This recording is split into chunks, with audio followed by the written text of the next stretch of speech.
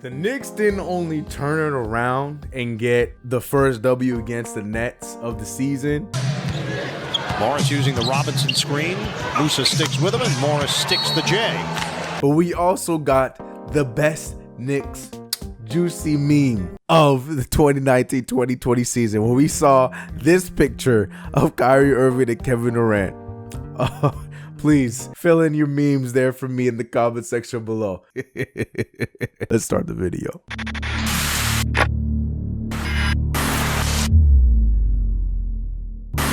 What's going on, CK Cruise Boy, CK2K? Welcome back to another video. Shout out to you guys who gave me all the birthday wishes.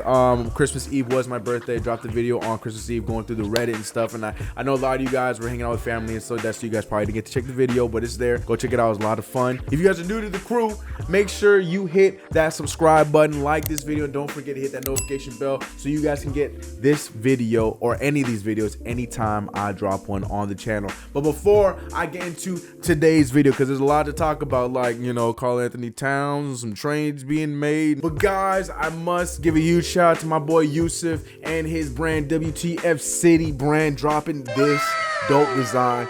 New York raised me. The designs are fire over there. I'm gonna drop his IG right here so you can go over on IG, give him a follow and hit him up, because I'm telling you, these designs are fire. I need a hoodie next, Yusuf. So if you check it out this video, I'm coming at you. I need to get myself a hoodie, but I appreciate you for sending me this out. Show my boys some love. Pick yours up. This thing is fire. And one last thing before we get to this video, a little bit of a shout out. Now, like I said, not a lot of you guys got to go around to the video that I posted on my birthday. I dropped two fire designs, one of Mitchell Robinson that looks a lot like this. The New York Knicks future lies in his hand, as well as the new CK Crew Metro design. Pick them up. There is a discount of 20% all the way up until the new year 2020. That means until now and December 31st, there is a discount of 20%. The promotion code is CK Crew right there. Just put that in after you pick up your whatever it is, shirt, hat, whatever it may be. Not hats yet. Stay tuned. Hats on their way. It ends at the 31st. After that, I don't know what to tell you. Everything's regular price. Then you got to pick yours up. Mine are on the way. I'm excited. I love the new designs. Let me know what you guys think in the comments below. Now, that's enough of CK salesman. Let's get into the video. Last night, the Knicks won their 9th game of the season, and it was against a team that we always want to see us beat, the New Jersey Nets. Oh, I'm sorry, the Brooklyn Nets. I know what I said. And it was a good game. It was a blowout. It was one of those games where we looked good from top. Okay, we looked good from top to bottom score-wise, but it was a sloppy game for the majority of the game. Hence, for the fact that we barely got within 95 points. Nobody got into the hundreds. It was a rough game, but we did look a lot better. Julius Randle had back-to-back good games, even though one of them was a blowout on the other side, and this time was the blowout on our side. But Julius Randle, you got to give respect when it's due, and Julius Randle played very well out there in this game against Brooklyn. Honestly, I just go out there and play the game. I feel like we've been doing a great job. Everybody's just sharing the ball. Everybody's getting the ball in their spots, and I think it's helped me, be more efficient. 2 games in a row played solid. Elfrid Payton had a rough start to the game. He did shoot that rough 3-point shot that was not great, but after that, EP was looking like EP that we remember. A lot of question marks throughout the board. I mean, not a lot of playing time for any of the young guys outside of Mitchell Robinson, which is fine. But yeah, we didn't see much of Frank. We didn't see much of Knox. RJ even. Mind you, RJ did not play the greatest tonight, but a lot of the young guys did get a lot of the backseat to these vets. I understand we won the game, but at the end of the day, the importance of this season, or importance of what we should be doing right now, is developing our guys, and unfortunately none of the young guys really played, which leads to the questions coming to you guys saying that, was this Kristaps Porzingis trade even worth it? Because everything that we got back from him, they're not here anymore. Desmond Jr. is not playing well, and we have 2 picks that are probably going to be late first-round picks and 2 not very deep drafts in the coming years. So the question is coming up, that did we really lose that trade? And the answer is yes. To be honest, there's no winning a trade when you give up a superstar-esque player. I'm not saying KP is a superstar, but he was voted for an all-star one year, and we know the capabilities that he has. Right now, we're seeing it with Luka out, and he's played well. I mean, yes, he's had some rough games throughout the season, but in his absence, KP has played all right. I mean, you can answer that how you want, but I want to open up that conversation because it's a conversation I've been seeing all over Twitter, all over Reddit, and it's something that we genuinely need to think about. How did we really fare in that trade? Let me know what you guys think in the comments below. And like I said, the trade included DeAndre Jordan, not on our team anymore. Wesley Matthews, not on our team anymore. Dennis Smith Jr., still on our team, not playing well, and the 2 first-round picks. So let me know what you guys think in the comments below. Did we win that trade? Doesn't matter who won or lost that trade. Do we need to get over it? Do we need to move on? Let me know all of your thoughts in the comments below. But speaking of trades, let's talk about where we are right now in the trading season. Now, we know December 15th opened up the books for anybody that signed in the offseason to be traded, meaning Marcus Moore and everybody that we signed on this team are now available to be traded. We've heard rumors about, Dennis Smith Jr. being possibly sought out by Minnesota. We've heard, Marcus Morris being wanted by teams like the Clippers and other teams and so on and so forth. Nothing yet about Julius Randle, as I'd expect. I don't know what we're going to hear about Julius Randle, but we'll see what happens with that. But the big news that comes from the trade wire right now is coming from Minnesota, and I'm not talking about Dennis Smith Jr. I'm talking about their big man. Now, we know that Minnesota started off pretty hot, and they were looking like they were going to be playoff bound because Andrew Wiggins was finally getting on track. Cat was doing what Cat does, but then after about like week 2 or week 3 of the NBA season, the Minnesota Timberwolves went right back to where they were, and they have been underachieving ever since. And Cat has been playing well, but the rest of the team has not been, and there's grumblings that Cat might want out of Minnesota. And with that news, this popped up. That's right, the New York Knicks are on full alert to try to snag Cat out of the Minnesota Timberwolves' hands. Now, y'all know one of my favorite memes is this meme right here. No way. I'm gonna get you out of here. I promise you, I'm gonna get you out of there. You don't belong in there. I'm gonna get you out. I'm gonna get you out of there. I'm gonna do everything it takes to make sure you get out of there. You don't belong in there. And we might come to the point where it might be a reality, but now this is where Knicks Twitter and everybody, Knicks fandom in general, is torn. Do we do the trade? Is this going to be a Carmelo Anthony repeat? Should we entertain this? Should we just wait until his extension is over and go after him later? Here's my answer to you. I'm making the trade. As long as RJ Barrett and Mitchell Robinson are not included in this move, I make the trade. Now, for those who want to make the comparison between Carmelo Anthony and him, it's not the same thing at all. Now, yes, Carmelo Anthony was still within his 20s, but in his late 20s when we made the trade to bring Carmelo Anthony over to the Knicks. Cat is very, very much in his early 20s and still not even peaking in his prime yet. Remember, he was drafted in 2015. We are barely going into 2020 right now. Cat has a lot of game left in him. He's wanted to be a Knick for a long time. I'm sure that, we have the kind of, we have the haul to bring him in. It's going to hurt a lot of people's feelings because it's probably going to have to include guys like my guy, Kevin Knox, a lot of guys, draft picks, so on and so forth. And am I saying that we need to proactively make this trade?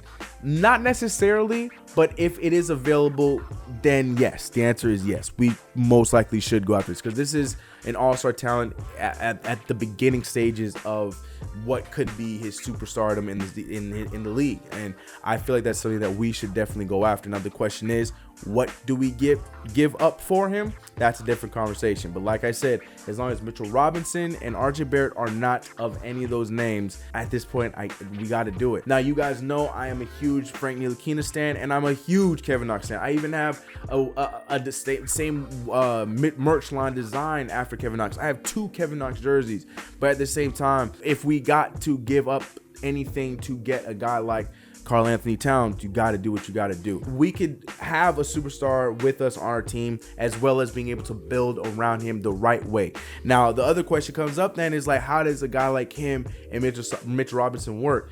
I don't see how they wouldn't work at all in the first place. Now, yeah, Karl-Anthony Towns can muscle up around the rim, but Karl-Anthony Towns he's a stretch. Like he's a stretch 5, if that. I mean, his 3-point percentage this year has jumped up at the highest it's been in his entire career.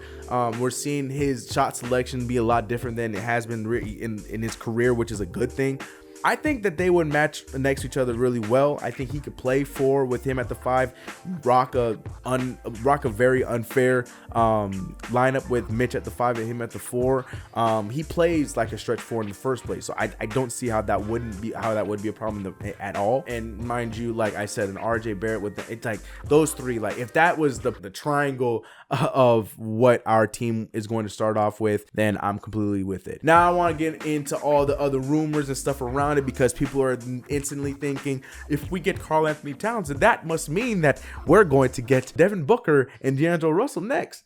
Not quite. That complicates things, because both of those boys, all 3 of these kids, got huge extensions. It's gonna be a lot of money on the books. So realistically, trade. I don't even know if we have the assets to trade to get even one of the other 2 guys if we are trading to get Karl-Anthony Towns. Because if we go through, let's do it. Let's do it together. Let's put all the possibilities that it would take to get Karl-Anthony Towns right now, so you would see what we would have left if we were to give up what we had to give up to get Karl-Anthony Towns, and then to try and get a D'Angelo Russell or a Devin Booker. All right, so putting Karl-Anthony Towns on the board for sure. Look at that. Point of the matter is that's his contract right now, $27.285 million right now. So that's money we got to take off. So maybe something like a Julius Randle, and it's got to be a young guy, like realistically. So like a Julius Randle, a Dennis Smith Jr., and it would be draft picks. No, we can't do draft picks with this, but this alone right here, Julius Randle, Dennis Smith Jr., would that be enough? Yeah, that would be enough. Unfortunately, you could see they would lose 4 wins and we would definitely get 9. But does that, to you, looking at this trade right now, does that equal the right amount? No, not really. I mean, just right here, PERs alone, you can see 28.5 for Karl-Anthony Towns by himself. And unfortunately, with the way Dennis Smith Jr. has been playing, with a 16.5 for Julius Randle and a 6.4 for Dennis Smith Jr., putting them together, that's barely a 22.9. That's still not close to the kind of production you get from Karl-Anthony Towns. So if the Timberwolves were to do anything to get a Karl-Anthony Towns, they're gonna go for younger players, because I mean, maybe Julius Randle still, maybe throw in a Knox and some draft picks and see if that's enough. I mean, look at Knox's PER. That's crazy to me. Look at Knox's PER next to Julius Randle. Julius Randle's is 16.5, and Knox, who has been in a little bit of a slump in the last few games, is literally 5 points away from Knox. From Randle. That's saying to me. But anyways, then you put something like this together, this makes a little bit more sense. And then of course, like I said, you're gonna have to put draft picks in there. You might even have to put this year's draft pick, as much as I wouldn't want to. I'm thinking, hell, give them both of the Mavericks picks with these 3. This is a move I'd be okay with. Y'all know that's my guy, Kevin Knox. But at the same time, if you're getting a Karl-Anthony Towns, you gotta do what you gotta do. So I think this would be the best offer. I would love to hear what you guys would have to say about that. Too much, too little, not enough. What do you guys think? Let me know in the comments below what you guys think would do, or even if you would make the trade. To me, if this is a real thing, if Karl-Anthony Towns wants out and we're looking to make that trade, if these rumors are true, I say we pull the trigger and we do that. As much as I love these guys, this guy is mainly just Kevin Knox. I wouldn't be too upset about the other 2. You gotta do what you gotta do, because Karl-Anthony Towns equals a lot more than my boy Kevin Knox, unfortunately. But enough about that. It's time for everybody's favorite part of the video, the comments of the video. Now, for real, Yusuf, huge shout out to you, man. This hat is fire. Man, I'm looking at these comments for my birthday. Y'all hilarious, man. I appreciate all you guys, man. It means a lot. My man Asante Bird says, was here before 1K subs. Big facts. I remember your name too. Antoine Boyd says, firing Fizz becomes more laughable. ... I've come to terms that yes, Mike Miller is probably a better coach than David Fizdale was, but at the same time, look, I stand by what I said. Look, I know we're coming off a blowout win, so there's only, grain of salt. But at the same time, a guy like Elfrid Payton wasn't available for Fizdale for the majority of his tenure. Be that as it may, say what you want, but I think we could all agree that Mike Miller is better than Fizz. I'm just upset about the timing of firing Fizdale and blah blah blah blah. Anyways, we're here now, so get over it. My man Captain Crunch 07 says Steve Francis, Marty Collins, Ronaldo Bachman. Those are the 3 players. No, you were close. It's Marty Collins, Ronaldo Bachman, but the person you thought was Steve Francis was Nate Robinson, but you came close. Somebody else, a lot of other people had it right in the comment section. I'll find it. But yeah, it was Nate Robinson, not Steve Francis. Melvin Smith says, happy birthday, CK. As I say, just play the youngsters. I'm so fed up and depressed because of this debacle called the New York Knicks. And I think that's everybody's thoughts in a nutshell. That's why I was saying, like, even in a huge win like today, it was upsetting to not see our young guys playing as much as they should. Mitch Robinson, shout out to Mitch, he played tremendously well. I don't know, and I love EP, but at the same time, like, I don't know. We got some Kadeem Allen towards the end, but I don't know. Yeah, at this point, we should be playing our young guys more than anything else. And I just watch guys like teams like the Toronto Raptors and see what they do, and they put them out in the fire and let them develop. But you know, we'll see what happens. I strongly believe this has to do with our front office more so than Mike Miller, so I'm not putting it on him. Anyways, I know I normally do 3, but this comment from Randy G means a lot. So I want to read this one. Randy G saying, happy B-Day, CK. Not a Knicks fan, but I subscribe because of your work on the Fumble, your 2K videos, and just for the culture, Brody. Just realized I'm a year and 2 days older than you. Crazy. Keep doing your thing, man. Respect. Fire merch, by the way. Randy, that means a lot.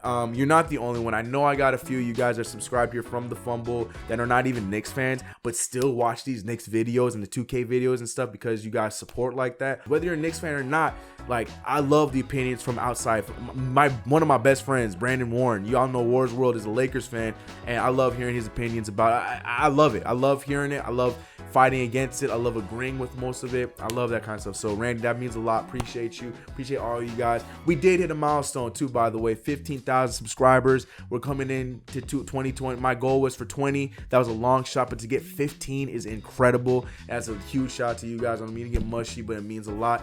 And let's see what 2020 has to hold, man. 29 years old. Y'all supporting me out here, man. I want to do more 2K. I want to do a lot more stuff on this channel, and time will tell with that. But I appreciate every single one of you guys for subscribing, for hitting the notification bell, all of that. And if you haven't already, make sure you do so right now. Supporting your boy. Go check out the new merch. Go get yourself some merch. The promotion code is right there, CK Crew. And that's the thing, man. Even if you're not a Knicks fan, I got the 2 CK Crew designs out there for you. I try to make them so like you can flash them and they look good with whatever you wear, so it's not like you have to rock a YouTuber's merchandise or a Knicks fan's merchandise, whether you're a Knicks fan or not. They're on there for you. Go show your boys some love. Check them out. And look, no pressure. If you don't get them, you don't get them. But if you do get them, send me those pictures so I can shoot them in this video and let the world see what you guys got. It's been your boy CK. I'm done talking. Let me know all your thoughts about the trades, the Knicks, whatever. Let me know your thoughts. How was your Christmas? How was all your holidays? Let me know in the comments below. It's been your boy CK. I'm gonna catch you guys in the next video. Let's get it. I'll see y'all in the next one. I'm out of here. Peace. And don't forget, follow me on my socials. Your boy's on Snapchat now. Pow! Go make sure you follow me over on Snapchat. It's been your boy CK. I'm gonna catch you guys in the next video. I'm out. Peace. Feeling like I won the lotto. Always taking trips with a new chick, asking where the time goes. And I wonder if this is all I'll know.